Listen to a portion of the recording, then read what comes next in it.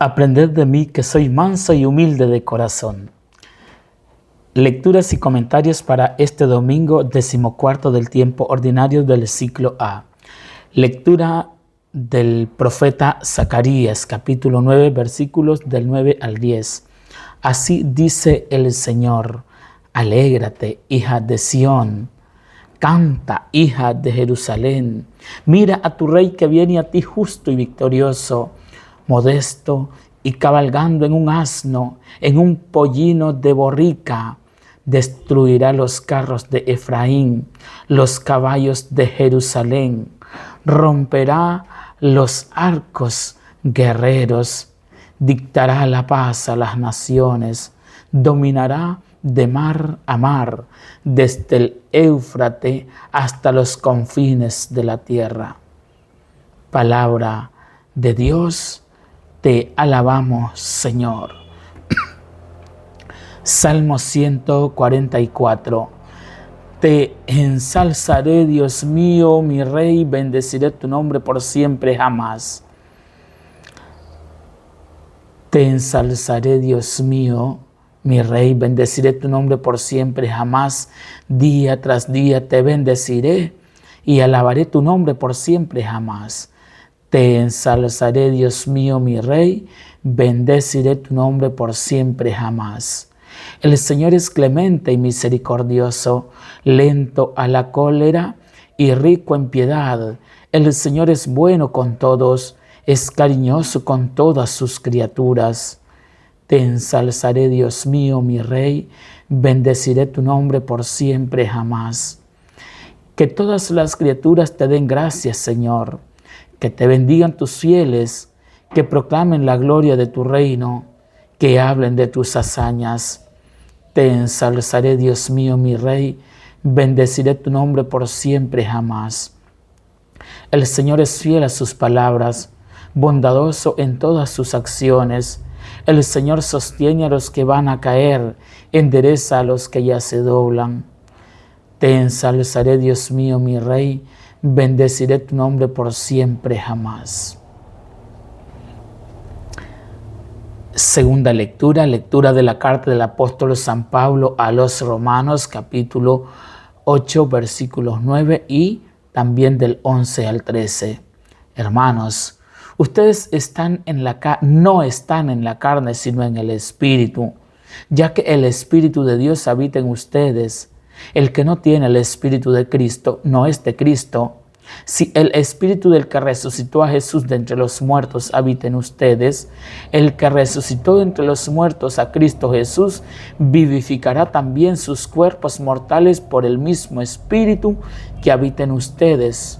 Por tanto, estamos en deuda, pero no con la carne, para vivir carnalmente, pues si vivís según la carne, vas a la muerte, pero si con el Espíritu das muerte a las obras del cuerpo, vivirán.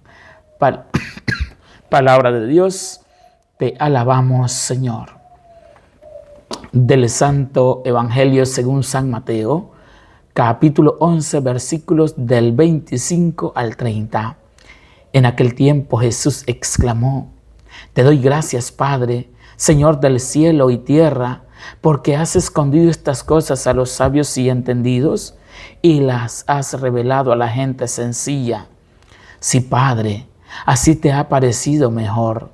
Todo me lo ha entregado mi Padre, y nadie conoce al Hijo más que el Padre, y nadie conoce al Padre sino el Hijo, y aquel a quien el Hijo se lo quiera revelar.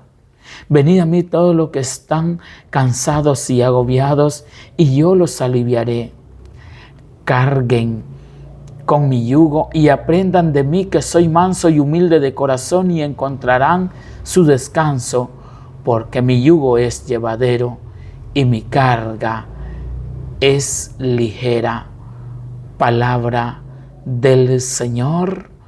Gloria a ti, Señor Jesús. Queridos hermanos y hermanas, en este 14º domingo del tiempo ordinario del ciclo A, la primera lectura en ella vamos a encontrar a un enviado encuentro de los hombres en la pobreza, en la humildad, en la sencillez. Y es que de esta manera es como se eliminan aquellos instrumentos que desdicen de la justicia, de la muerte, de la misma guerra, y se instaura la paz definitiva. De igual manera, en el Evangelio, Jesús habla sobre una oración alabando al Padre, porque la propuesta de salvación que realizan los hombres y que fue rechazada por los sabios e inteligentes va a encontrar acogida en el corazón de los pequeños. Los grandes, en su orgullo y en su autosuficiencia, no tienen tiempo ni disponibilidad para acoger los desafíos de Dios. Pero los pequeños, en su pobreza y en su sencillez, están siempre disponibles para acoger la novedad liberadora de Dios. La segunda lectura, el apóstol San Pablo hace una invitación a los creyentes comprometidos con Jesús, aquellos que han recibido en el bautismo, a que vivan según el Espíritu y no según la carne. La vida según la carne es la vida de aquellos que se instalan en el egoísmo, en el orgullo, en la autosuficiencia. Pero según el Espíritu son los que acogen la propuesta de Dios. Bueno, ese es como un pequeño resumen, pero ahora hablando sobre la liturgia de la palabra, el libro del profeta Zacarías, en él vamos a encontrar un libro que es profético, que tiene 14 capítulos. Los estudiosos de las Sagradas Escrituras son unánimes en reconocer que entre los 8 primeros capítulos y los restantes hay una diferencia tan grande en contexto, estilo, en vocabulario, en temática, que debemos hablar de 2 libros en uno y de 2 autores diversos. Pero el mensaje que vamos a reflexionar, qué importante cómo oráculo o Zacarías va a hacer una descripción, y en esa descripción es el regreso del rey victorioso a Jerusalén. La ciudad es invitada a regocijarse, pues su rey justo y salvador ha llegado. Y entonces ese rey que es justo y victorioso, se celebra la entrada triunfal, es humilde, es pacífica, no entrará montado en un caballo guerrero, sino en un pollino de borrica. Es que la actitud de este rey contrasta con las exhibiciones de fuerza, de poder, de agresividad de los grandes del mundo. Paradójicamente, este rey humilde y pacífico tendrá la fuerza para destruir la guerra, para proclamar la paz universal. Su reino irá de un mar a otro, de un río a otro, y vemos nosotros que hasta los confines de la tierra, o sea, aquí encierra todo el mundo antiguo. El doctor Zacarías deja muy claro la preocupación de Dios por la salvación de su pueblo, y en la fase en que el profeta lleva a cabo su misión, el pueblo de Dios conoce una relativa tranquilidad, pero es un pueblo subyugado, manipulado, impedido de elegir libremente su destino y de construir su futuro. Es en ese contexto en el que el profeta va a anunciar la llegada de un rey justo, victorioso, que viene al encuentro del pueblo, que es para liberarlo. que es un pueblo donde le va a ofrecer la paz. Queridísimos hermanos, Dios no ha perdido sus cualidades, no ha cambiado su esencia. Actuó así en aquel momento. Es el Dios que actúa así hoy y que así actuará siempre. A lo largo de nuestro camino diario, hacemos frecuentemente esa experiencia del desencanto. Nos encontramos también con la frustración, la privación de la libertad. Nos sentimos tantas veces perdidos, sin esperanzas, incapaces de tomar en las manos nuestro futuro y de dar sentido a nuestra vida. Hoy, queridos, somos invitados a redescubrir a ese Dios que viene a nuestro encuentro, que restaura nuestra esperanza y nos ofrece la paz. Nos encontraremos con una visión del mundo y de la vida que defiende la necesidad de el armar ese ejército formidables, de gastar una considerable tajada de presupuesto de las naciones en instrumentos de muerte, cada vez más sofisticados para imponer por las fuerzas y por el miedo la paz y la seguridad del mundo. Pero Zacarías nos dice que la lógica de Dios es otra. Él llega desarmado, Él llega pacífico, pero también llega humilde, sin arrogancia. Es de esa forma como Él salva y libera a los hombres. La historia de salvación muestra muchas veces que se necesita, y es por ello que por la pequeñez de los humildes, de los pobres, de aquellos insignificantes, es como Dios actúa en el mundo y los transforma. Es que Dios está más en la viuda que echa en el tesoro del templo unas pobres monedas, que en el capitalista que firma un cheque suculento para pagar las vitrinas de la nueva iglesia parroquial. Dios está más en el gesto sencillo del pacifista que ofrece una flor a un soldado, que en la violencia de aquellos que luchan por tener el control, pero de una mala manera. Dios está más en la mirada limpia de un niño que en la palabra poderosa de un gran predicador inflamado, que lo sabe todo sobre Dios. Qué bueno. Y ahora que nosotros podamos reflexionar cómo, si hacemos un enlace con lo de la segunda lectura, miramos cómo el apóstol nos presenta a un Pablo, o la carta nos presenta a un Pablo maduro, que después de varios años de incansable trabajo misionero, expone de forma serena su reflexión sobre la salvación.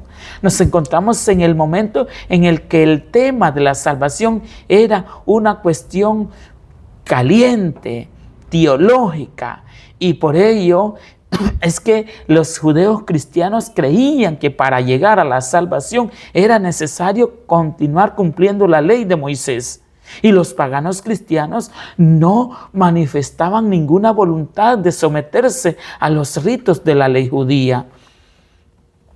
Por ello es que en el pensamiento del apóstol San Pablo, la salvación es un don no merecido. Obviamente porque es que todos están en pecado y Dios ofrece por pura bondad a los hombres, a todos los hombres, esa salvación.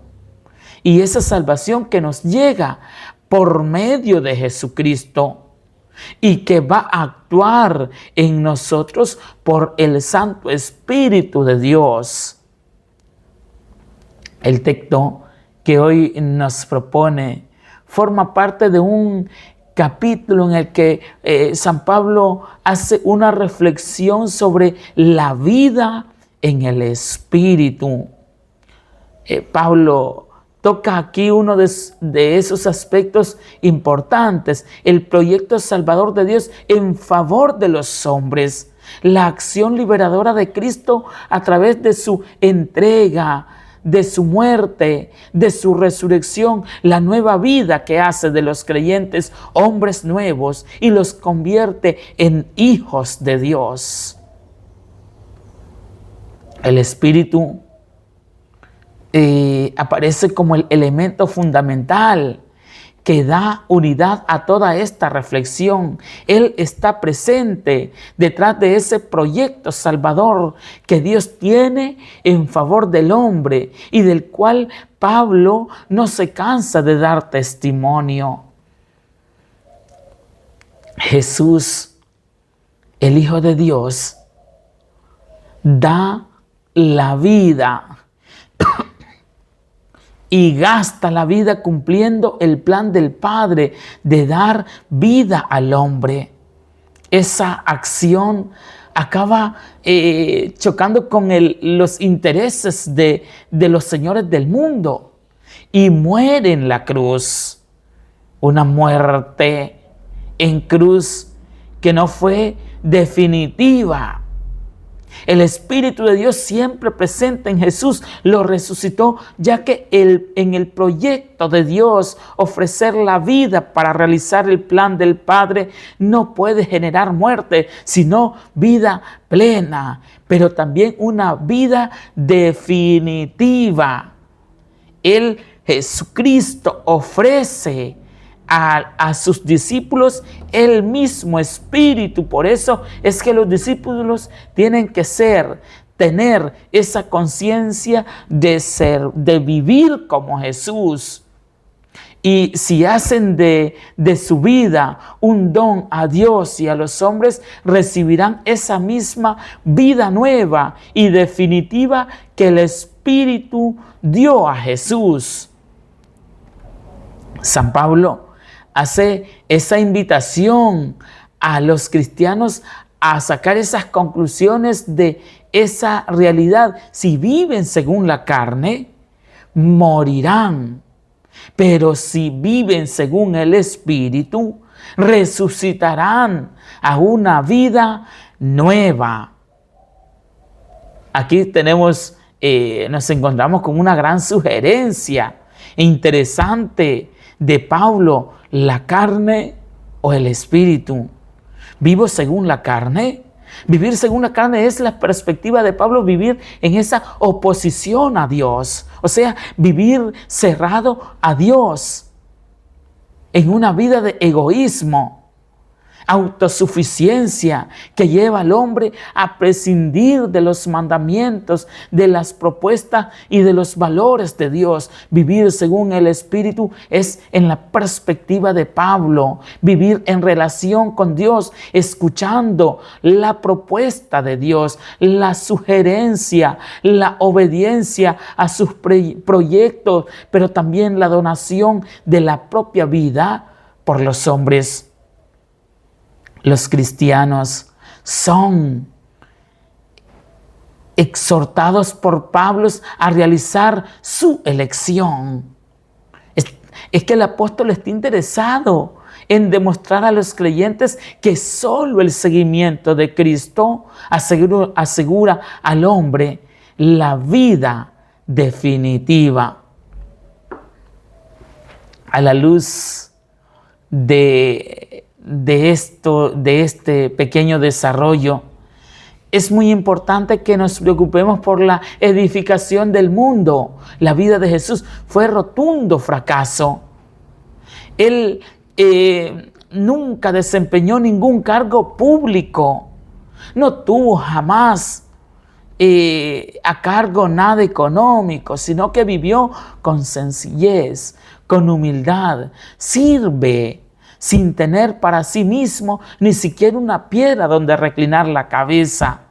Él nunca fue aceptado por los cabezas pensantes de su tierra. Solamente fue escuchado por gente humilde, por gente marginada, por gente condenada a una situación de esclavitud, de pobreza, de debilidad. Él nunca se proclamó jefe de un movimiento popular.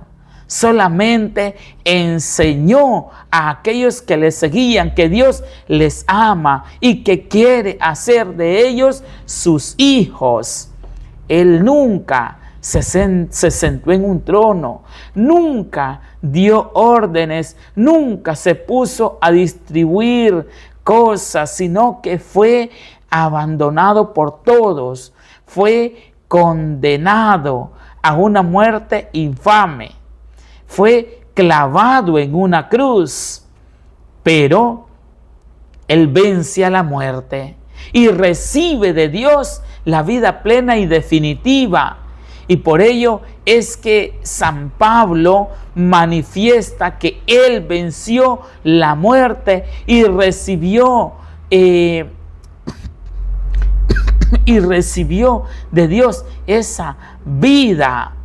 Y entonces el apóstol habla de esa realización, de esa felicidad, de ese éxito de Dios, pero en la cruz, donde tiene un coraje, donde se tiene que ganar la vida del mismo modo que Jesús, a fin de edificar la realización plena, la vida definitiva en Dios. Y también, queridísimos, tras el discurso de ahora de la misión y el envío de los discípulos al mundo para continuar la obra liberadora de Jesús, nos encontramos con el Evangelio donde hay una sección sobre las reacciones y actitudes que muchas distintas personas y grupos toman frente a Jesús y sus propuestas en el reino. En los versículos anteriores al texto se nos propone Jesús había dirigido una crítica a los habitantes de algunas ciudades situadas alrededor del lago de Tiberíades, porque fueron testigos de su propuesta de salvación y se mantuvieron indiferentes. Estaban demasiado llenos de sí mismos, instalados en sus certezas, calcificadas en sus prejuicios, y no aceptaron cuestionarse a fin de abrir el corazón a la novedad de Dios.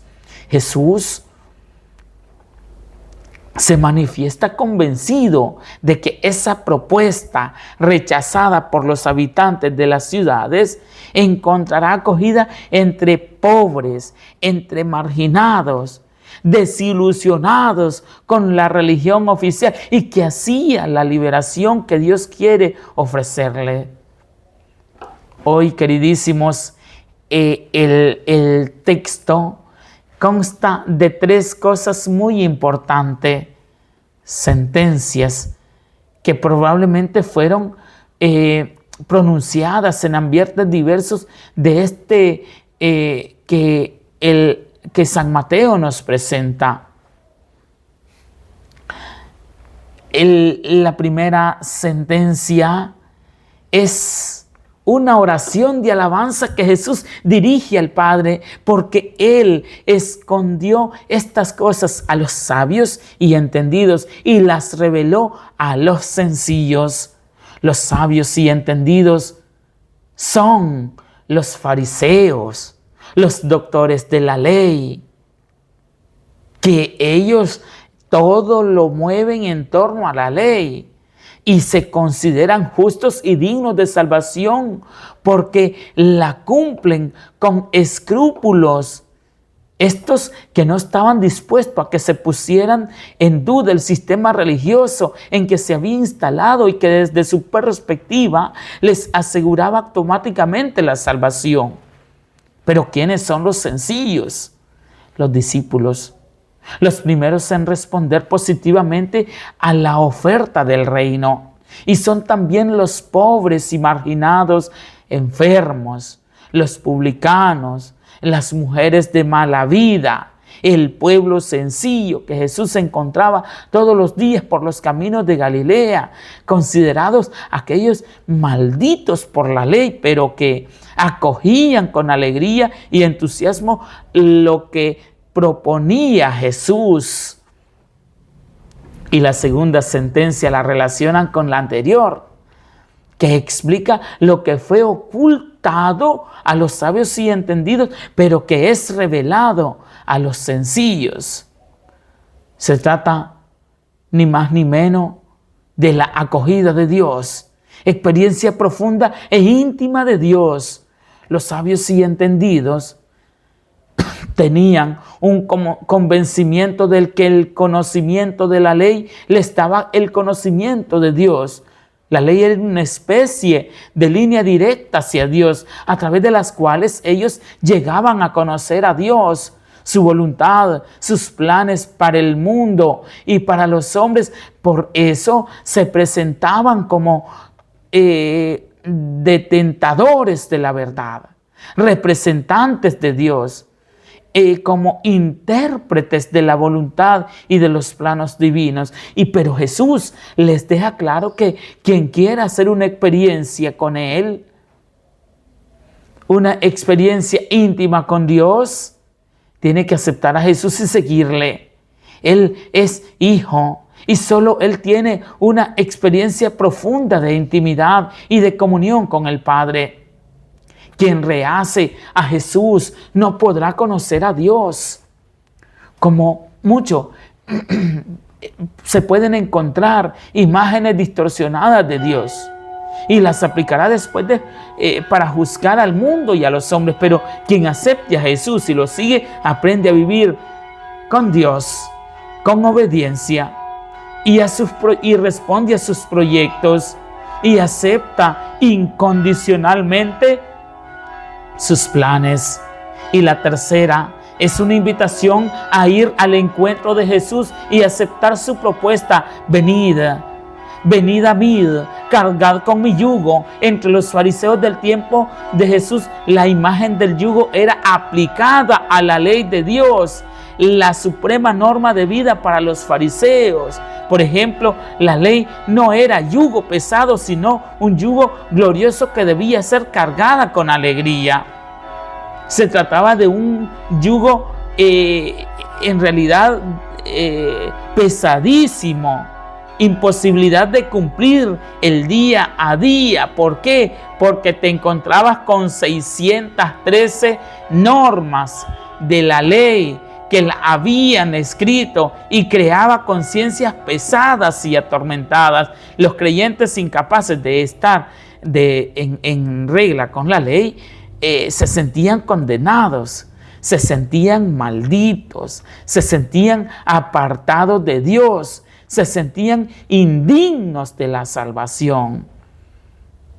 Y la ley aprisionaba en lugar de liberar, y apartaba a los hombres de Dios en lugar de conducirlos hacia la comunión con Dios. Y Jesús viene para liberar al hombre de la esclavitud de la ley, de modo que la propuesta de liberación plena se dirige a los enfermos, a los pecadores, al pueblo sencillo, a todos aquellos que la ley excluía y maldecía. Jesús les garantiza que Dios no lo excluye ni maldice y les invita a formar parte del mundo nuevo, del reino. Es en esa nueva dinámica propuesta por Jesús donde ellos encontrarán la alegría y la felicidad que la ley no querría darles. En verdad, los criterios de Dios son muy extraños, visto desde aquí abajo con los anteojos del mundo.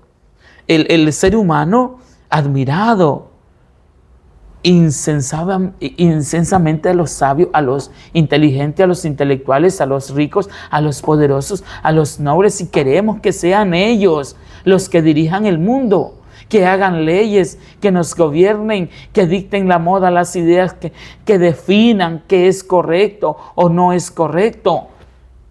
Pero Dios dice que las cosas esenciales son percibidas mucho más fácil que por los pequeños. Son ellos los que están siempre disponibles para acoger a Dios y sus valores, para arriesgar a favor de los desafíos del reino. ¿Cuántas veces los pobres, los pequeños, los humildes son ridiculizados, tratados como incapaces por nuestros iluminados creadores de opinión, que todo lo saben y que intentan imponer al mundo y a los otros sus visiones personales y sus disque valores? La palabra de Dios